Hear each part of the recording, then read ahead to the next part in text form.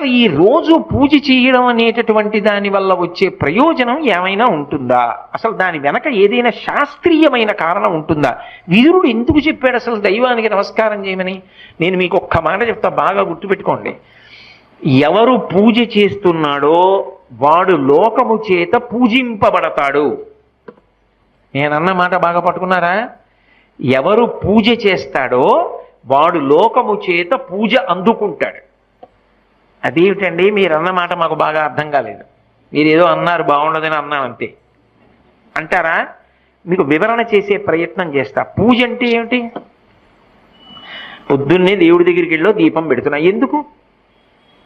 ఎవరు భగవంతుడు?